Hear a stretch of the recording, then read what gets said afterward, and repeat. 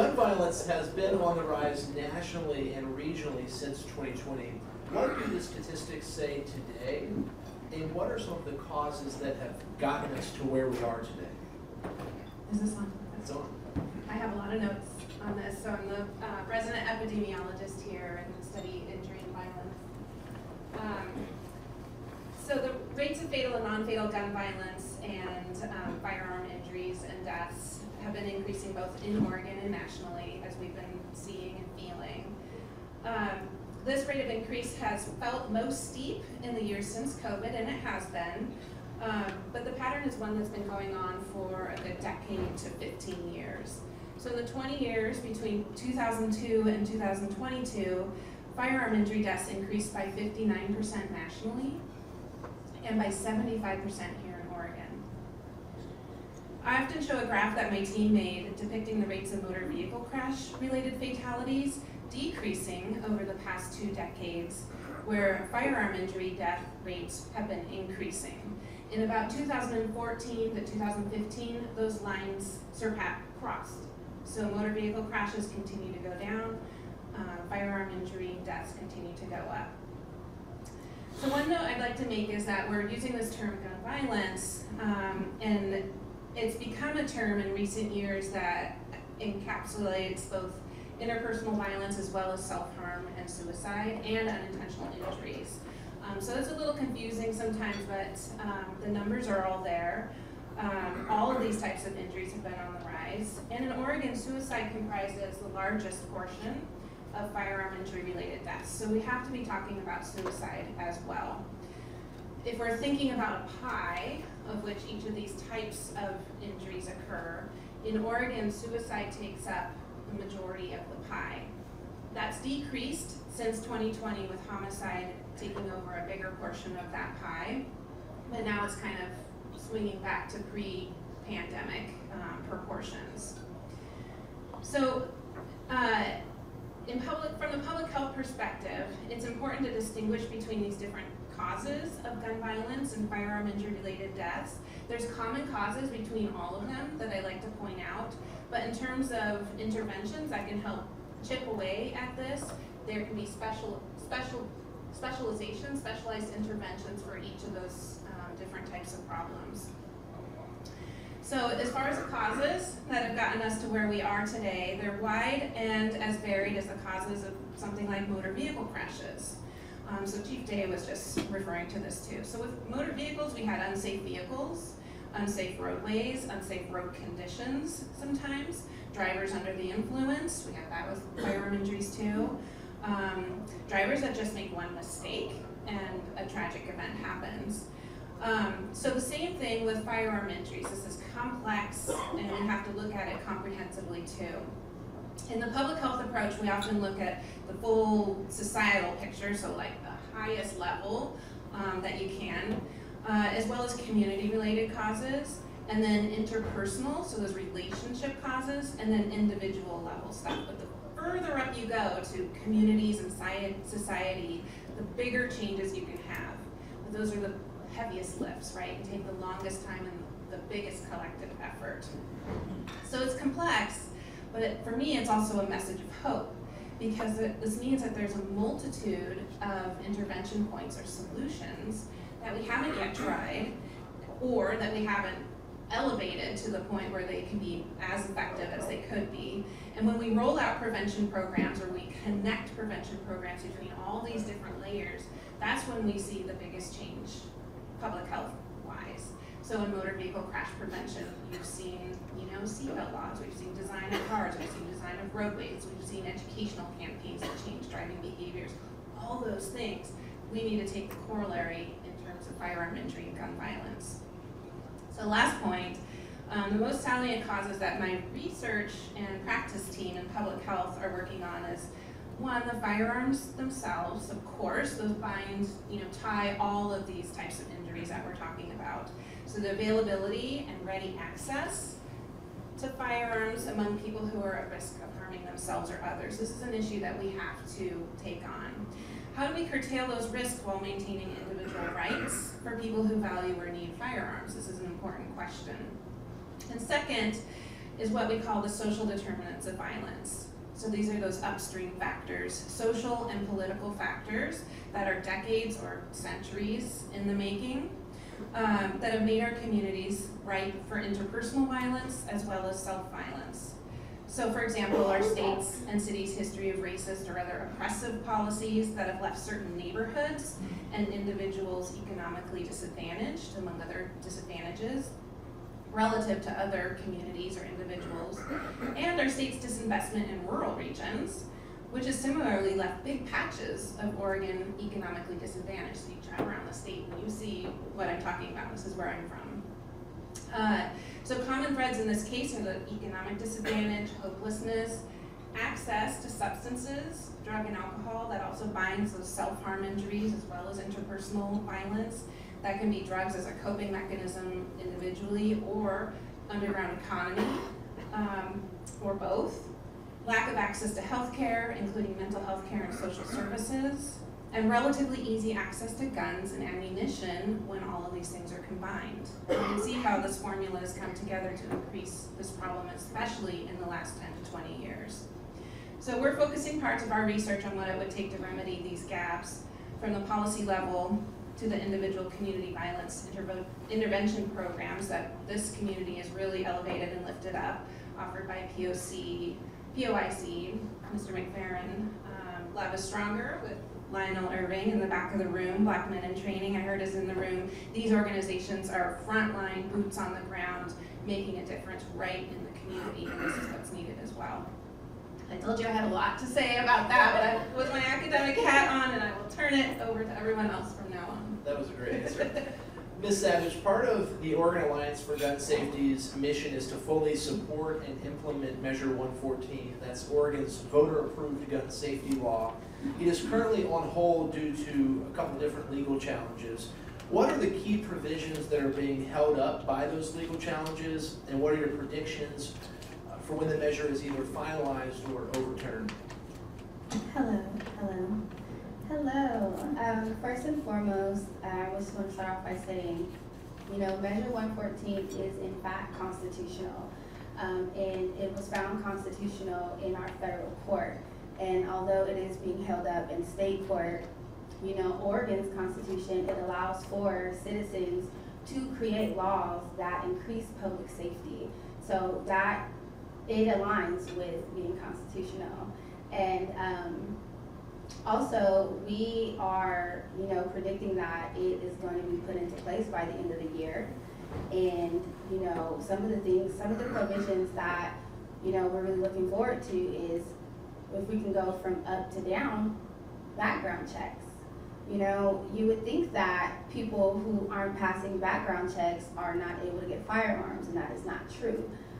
Within 48 hours, the gun dealers can actually transfer firearms if legally it had not been checked.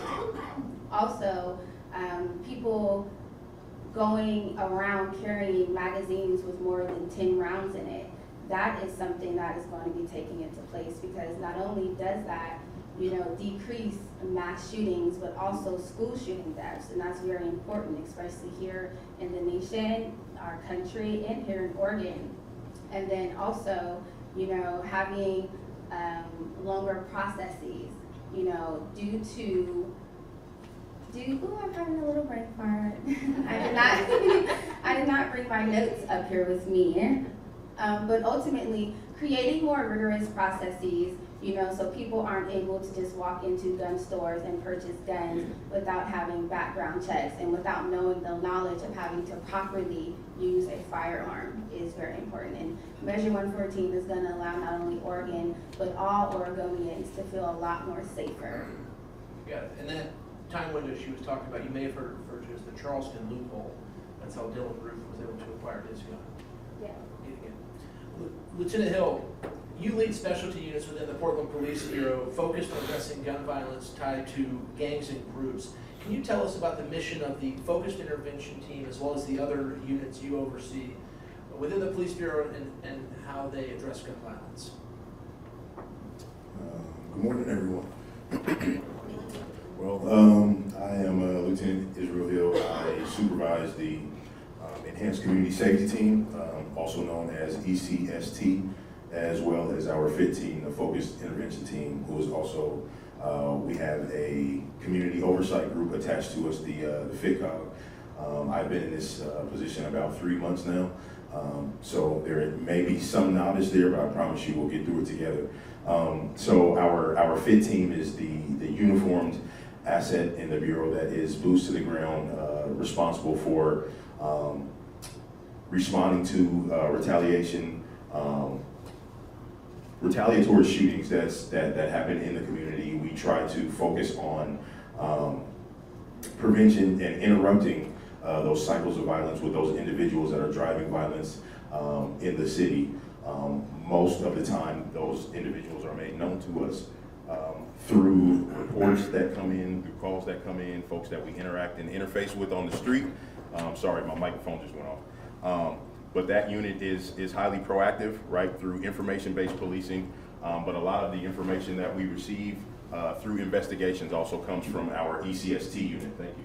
And ECST is responsible for investigating shootings as they happen, non-homicidal shootings, non-fatal shootings, but also the non-injury shootings, right? You may have a house that has been targeted, a vehicle that's been targeted, an intersection where there may have been a gun battle of some sort. And so our investigatory teams are responsible for putting together cases, trying to figure out how this vehicle is linked, how this home is linked to this, how this individual is linked to this crime in the city, right? And so we are responsible for trying to contribute to driving down numbers. I would say not just a police effort, though. What my chief said was really important. And I think that we also partner with other community agencies that are out there that are doing the work.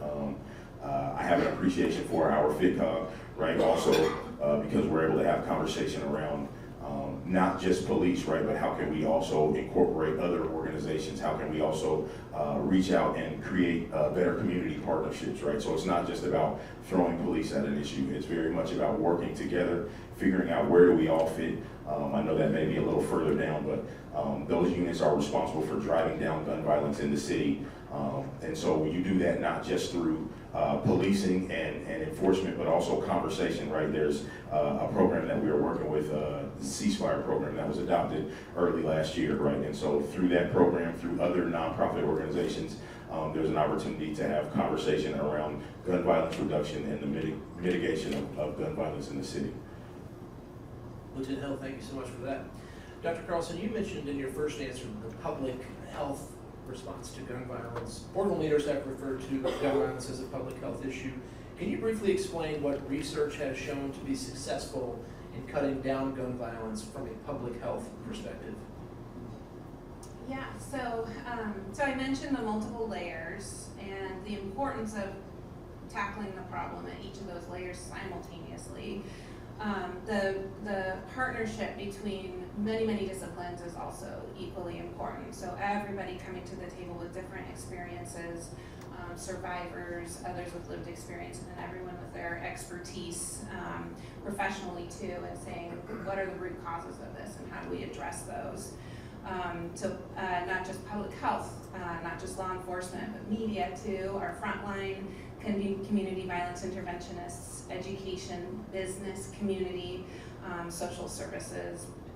And you've seen this work in other communities. So for example, in Milwaukee, there's a homicide review commission that has been in service for 20 years, and we are now trying to model after that homicide review commission. There's a gun violence review commission in Multnomah County, which I can speak to a little bit more later. But other interventions or program services that have been found to work scientifically. One, of course, is addressing the firearms themselves. So managing access to firearms among those people that we know to be at higher risk of harming themselves or others. This is an effective method. So navigating that politically, I think, is what we have to figure out. But firearm removal from those that can harm themselves or others, secure storage of firearms and ammunition is an important part of creating or increasing time and distance between people who are in emotional crisis for a variety of reasons, and then this lethal weapon that they can use to hurt themselves or others. Extreme risk protection orders or state's red flag laws, what it's sometimes referred to, those are effective also in reducing suicide, and we think also in reducing interpersonal violence as well. Firearm restrictions due to past behaviors, so there's past behaviors like domestic violence, cruelty, harm to animals. These are highly predictive of future violence with a firearm. Community violence intervention and credible messengers. So this is what I spoke about here. We have a hospital violence intervention program that comes out of Portland Opportunities Industrialization Center at OHSU and Legacy Emmanuel's Trauma Centers. These are effective programs, and these can now be expanded to other hospitals here in our region as well as around the state. Environmental approaches, believe it or not, are also important. So just like thinking about your driving environment or your work environments, neighborhood environments, how these have become safer in some ways over the years. Cleaning and greening, addressing vacant lots. These efforts have worked in other communities to reduce gun violence. Addressing substance use and abuse. So Chief Day mentioned a spike in violent events at 2 a.m. Well, what happens at 2 a.m.? So that kind of like stuck with me. Like, well, we got to address the substances because there's definitely an interplay between suicide, homicide, non-fatal shootings, and substance use. And then of course, addressing trauma. So early childhood trauma, adult trauma, we all know that hurt people.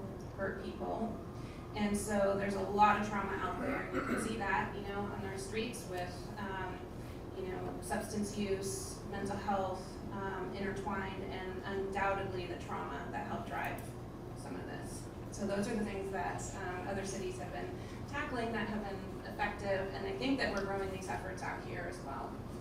Thank you so much. For those who don't know, the Portland Opportunities Industrialization Center works with young people and adults offering programs aimed at personal development, education, and vocational training. Mr. McFerrin, in today's post-pandemic world, welcome to the conversation, first of all. How have these development programs contributed to reducing gun violence by providing opportunities and alternatives for these individuals? And can you share some success stories from your work? Sure. First of all, I'd like to thank Andrew and the Chamber for having this important discussion on all of our panelists here to talk about the impact of gun violence. And right before I address that question, I'd like to take a minute to address the first question. How do we get here? And for me, and it's important that I share with you, I'm not talking, my remarks are not gun violence all in. Like Dr. Carlson, she's the expert at gun violence all in. I'm talking more from my personal experience in my work at Portland OIC for the past 28 years, working with people who have been impacted by gun violence. And since I've been with the organization, we have lost more than 50 of our participants to gun violence, and many more have been impacted by gun violence. So this is something that's near and dear to my heart. But I think how we got here, and I'm not a finger pointer, so I'm not here to point fingers. But first and foremost, from my perspective, it's a lack of investment. So the things, in my opinion, that will contribute to safer communities involve lots of pro-social activities that have a multi-generational approach. So things that grandparents, parents, uncles, kids, cousins can all participate in. I remember when I was a kid, the Boys and Girls Clubs were very active. They were boys clubs back then. I remember when Golden Ball basketball, you could play basketball anywhere. You didn't have to be a five-star athlete to play basketball. You could play baseball. There was Little League. There were tons of opportunities to engage in pro-social community building activities. And now we're in a pay-to-play environment. You think about all the mentor programs that were community-based that are no longer here. the lack of work opportunities for young people. In my lifetime, I've experienced a situation where the jobs that young people used to be expected to take and that were available, kids took them. And then all of a sudden, over time, young people were competing with adults for jobs that were historically set aside, if you will, for young people. And in my opinion, one of the best social service programs in the world is a job. So I think that's how we got here. And then I think as a result of those two points that I made, that allows the bad actors to have more influence over our children and other young adults. And so to me, in summary, those are two major things that have contributed to why we are here today, especially in the communities that I serve. As far as a success story, I have thousands. We don't have enough time for me to go in, but I will call out that the Oregonian published an article yesterday on one of our graduates, Duke Mitchell. So if you have a chance, go to Oregon Live, look up Duke Mitchell, and he's an example of what we're all about. So here's a kid struggling in school, have issues in the streets, et cetera, et cetera, et cetera.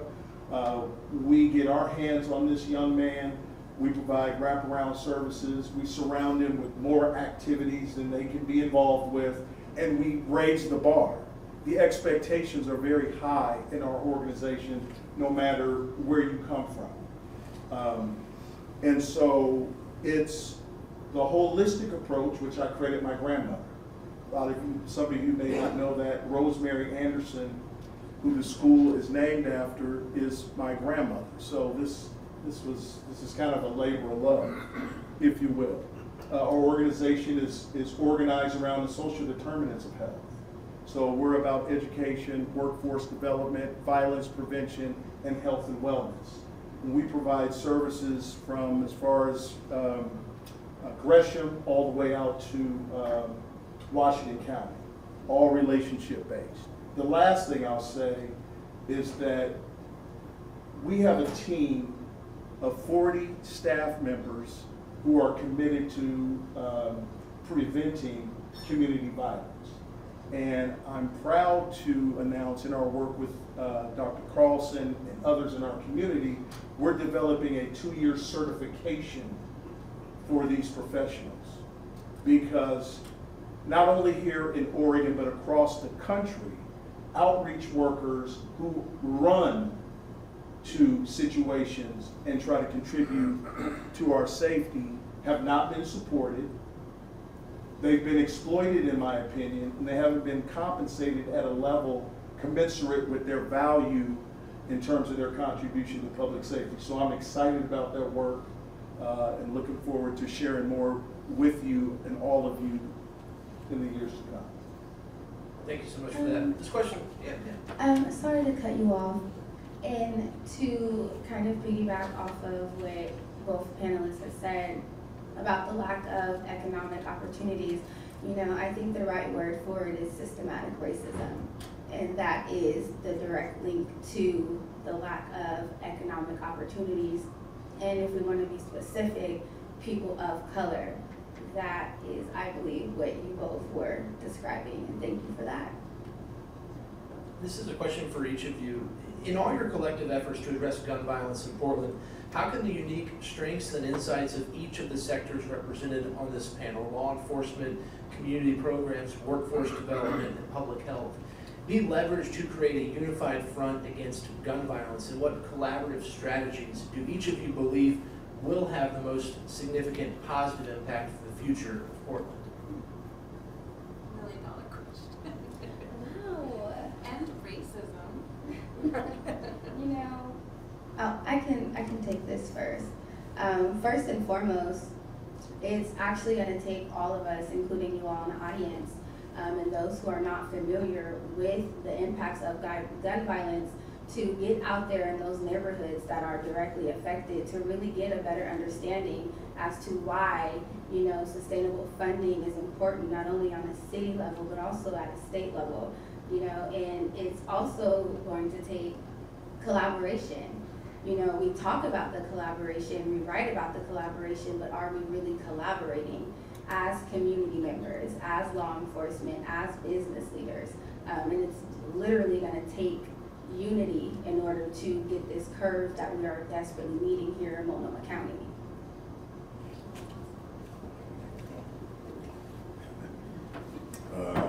Thank you all again.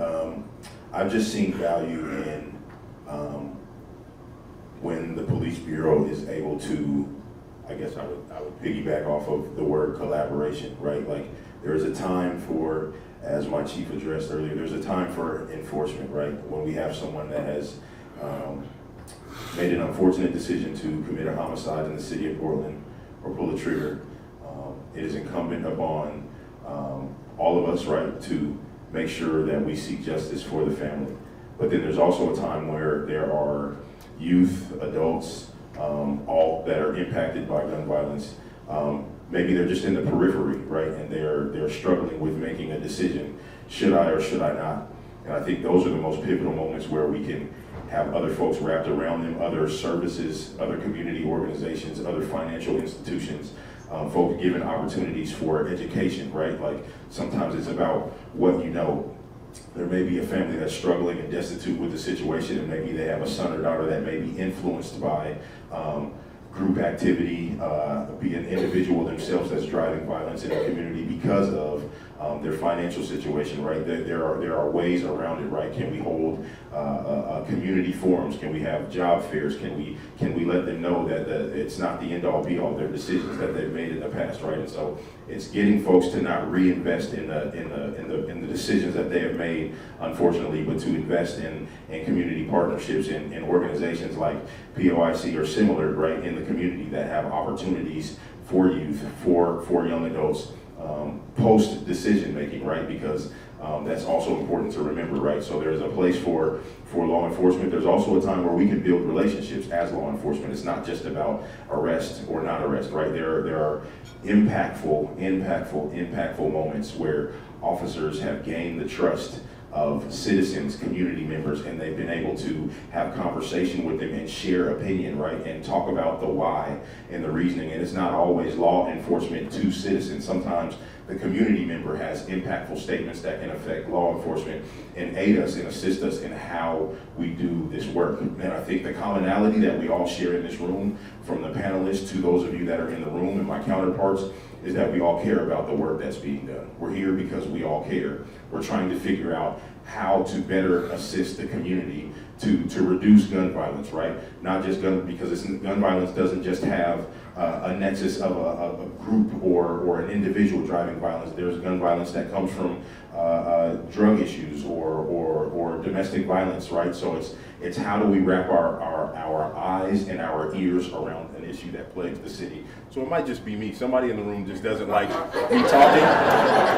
That's fine. But the goal here is to figure out the why, right? And so I'm thankful to the community organizations that are in the room. But if you are in the room and you have an opportunity to invest, right, in an organization, in a community, in a kid, in an adult, right? So that's why we're all here, to figure out how and why we should invest, right? Like, our job is impactful in a way, but we are by no means the end all be all, right? We know that as the police bureau, we are here to listen to a bigger conversation from the community, right?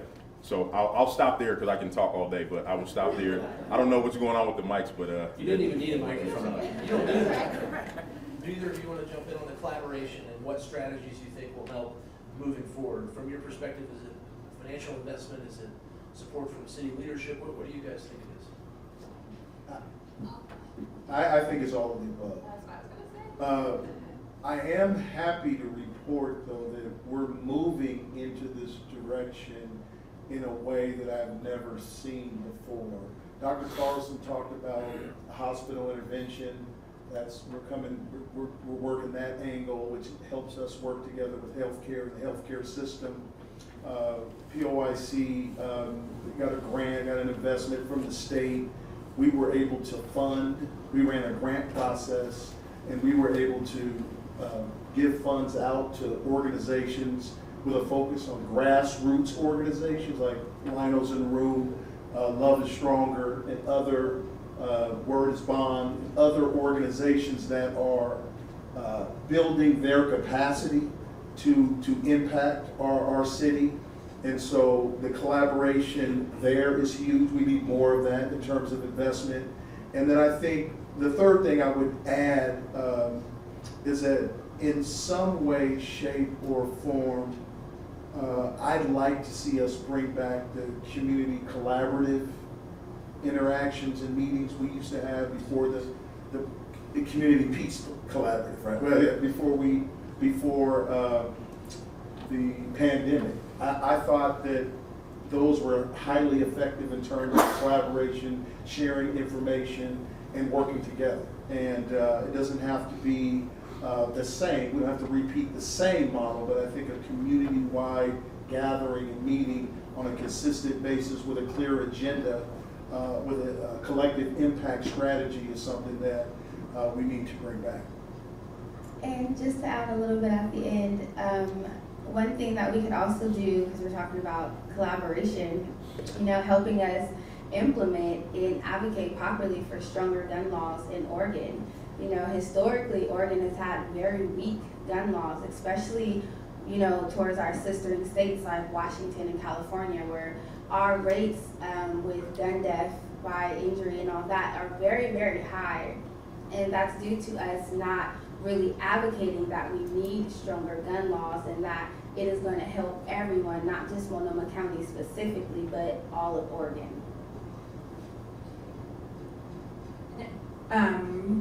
One thing I keep thinking, okay, first is these organizations that we're referencing, there is research showing that the more a region has of these types of community-based organizations, the lower their rates of violence. So these boots on the ground, community integrated, community led, and responsive organizations work. One thing I was going to mention is that there's a natural siloing that occurs, and so getting cross-pollination between the different silos like we're doing here, but also the Gun Violence Review Commission for Multnomah County that I referenced is a really hopeful and promising effort, and that's a group of 30 to 35 individuals, survivors, representatives of different organizations, from education to law enforcement, DA's office, business community, who review cases of gun violence that have occurred and then really chew on the details of these cases, the life courses of the individuals involved. So the defendants, someone who pulled the trigger, to the victims, and how did they get to where they were? And then between all of those different silos, how do we work together or close those gaps so these types of things cannot occur, so they don't continue to occur?